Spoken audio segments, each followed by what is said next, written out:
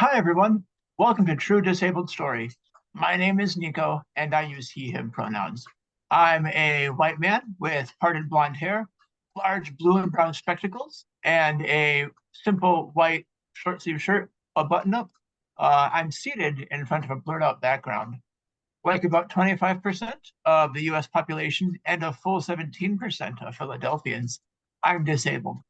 Whether we look locally, nationally, or even globally, disabled communities are full of dynamic, diverse, and frankly delightful people with their own stories to tell. As many of you know, I was born disabled. I've never known differently.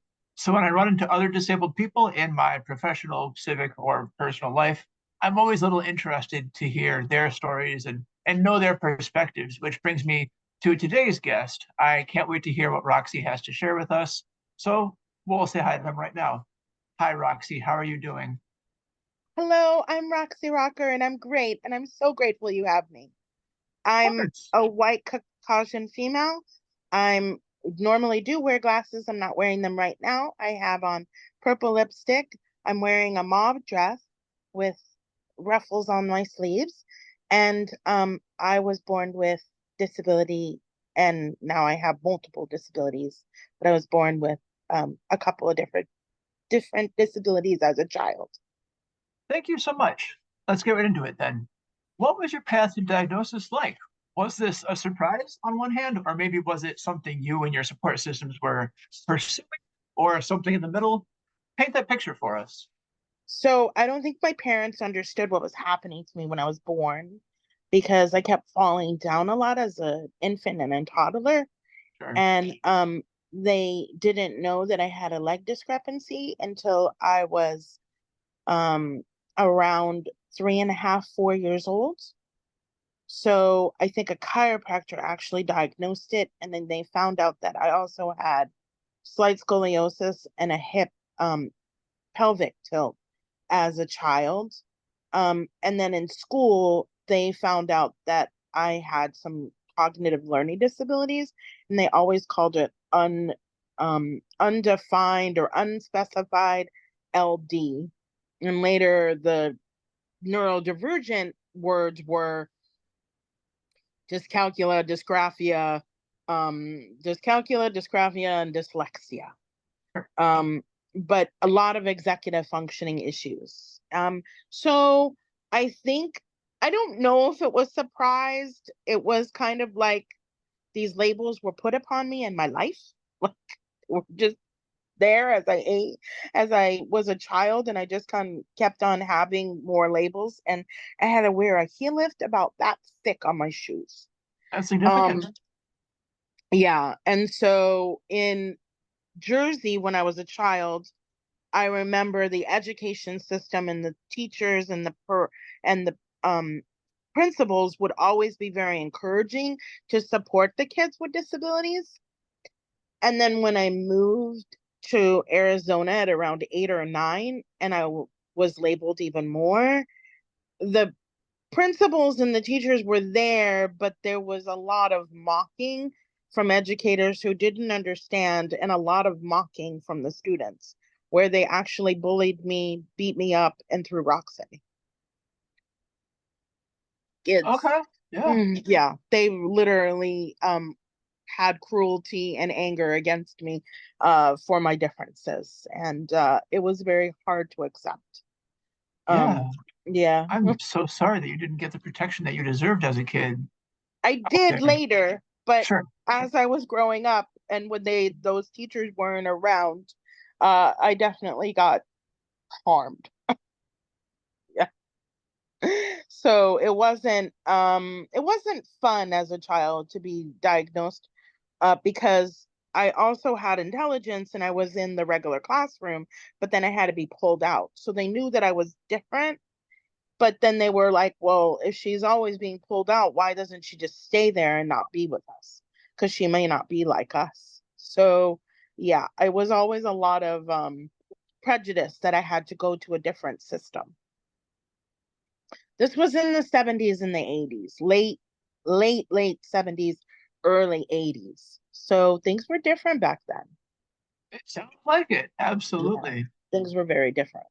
you Yeah. told me a story of changing diagnostic labels, changing, environments, and you found that um, one school system was a lot more supportive and understanding than another. I'm so sorry again that you did Thank not you. get all the support that you needed during childhood, a human's most formative years, right? Yes. It was very So, difficult. yeah. But there's So, something inside of me mhm, of that's all about persistence and perseverance and resilience. course, So I kind of was a fighter, especially when I got into like the teen years. And I wanted more for myself and I wanted to be like the other kids. And I really was interested in, well, even though I'm labeled, how can I become a leader? How could I become different? Even though I'm different, how do I become more included in the society of the community? definitely. That's something that I've kind of struggled with as well. How do I become a leader myself, considering my disabilities and my health needs? Mm. And then also, how do I encourage leadership for other disabled people, Yes. given that they also have skills, they also have talents that deserve to be recognized. So, Roxy, let me ask you, we talked about your childhood a little bit, and Yeah. then as you progress into your teen years, your adult years, what impact have your diagnoses had on those aspects of your life? Did you Mm. find more acceptance or Yeah. okay? So, I because of all the leadership, I really wanted to go to college. My mom wasn't very encouraging of me going to college. So I started out at the community college level and I found more acceptance. Like I was actually gaining some friendships when I was in college. And then the school also had tutoring opportunities for me.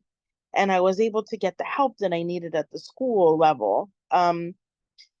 So going to college, there was definitely more acceptance. I think that by the time we were getting into the 90s, things were starting to change a little bit.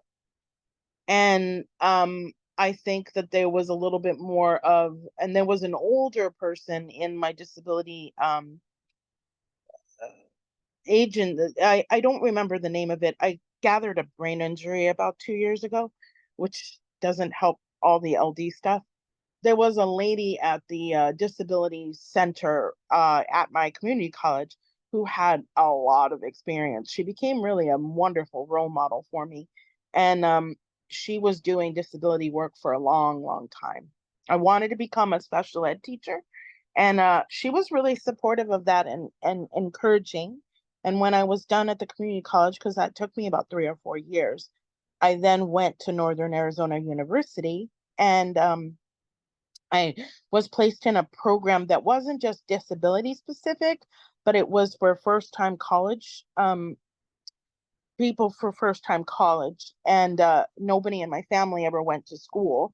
So, or got a degree. So I was a first timer and I wanted to, and so that I got placed into that program and that gave me extra supports along with disability services. I never became a special ed teacher.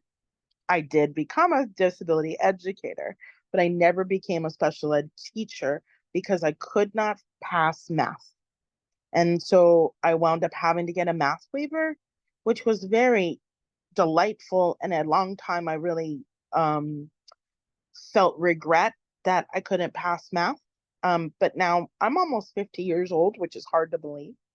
And and it's not as important in my life to pass math to have a career and have business or have a life. So I wound up getting a degree in sociology with a minor in early childhood education because I did a lot of early childhood education.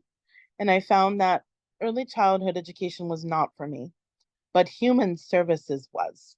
So as I got older and I did a program called AmeriCorps, I found um, some really beneficial opportunities to work alongside of nonprofits when I was in AmeriCorps and wound up having some offers to get hired as a person with disabilities and being able to work in nonprofit. Thank you so much, Roxy. I love that you found an outlet for your drive to serve. I also Yes. had served in AmeriCorps twice, 2 terms. Oh, Yeah, man, look at that. alumni. Yes, that's Yeah. really awesome. And I think, I found in AmeriCorps what I think you found, which is an environment to serve your community, Yes. uh, free of judgment and free of any preconceived notions of what you can and can't do. It was wonderful. I Yeah. agree. Yeah, yeah.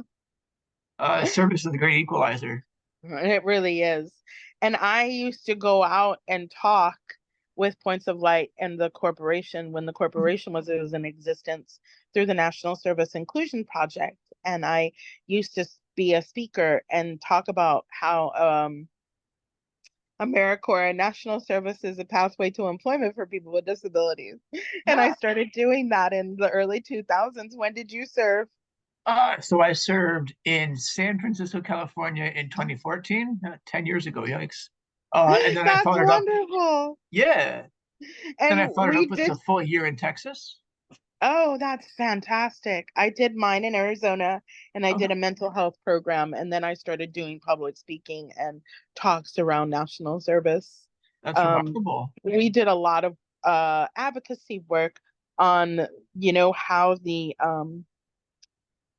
stipend would also work with SSI and SSDI. Yeah, We did some absolutely. systematic change work around that. I love that. Yay, Carrying legacy forward. Thank you so much. definitely. Yes. That's awesome. So, Roxy, you've Yeah. had a really, really significant journey that spanned states, that spans multiple Mm. disabilities and multiple support systems. Yeah. If you could look back, well, I mean, you can. Looking back, what advice would you give anyone with your diagnoses, or even if you could advise like your younger self, what one piece of advice would you give? Don't ever give up. Okay, that's valid. Keep moving forward. And you have capability that you don't even know you have. Mhm. Sounds pretty logical. I love it. Yeah. Yeah.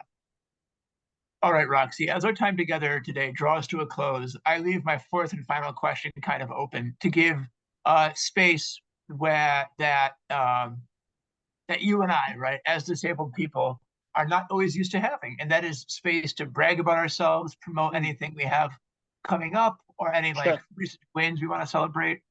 If you want to build community online, where can people find you on the socials? But just Absolutely. free time to like be your own cheerleader, right? So grab those I pom poms. Let's I hear it. want to I want to be that for others and for myself. So I love that. And I'm in some groups that I get to do that. And Nico, you're amazing. I'm really appreciative of today's time. Sure. So I'm a business owner times two.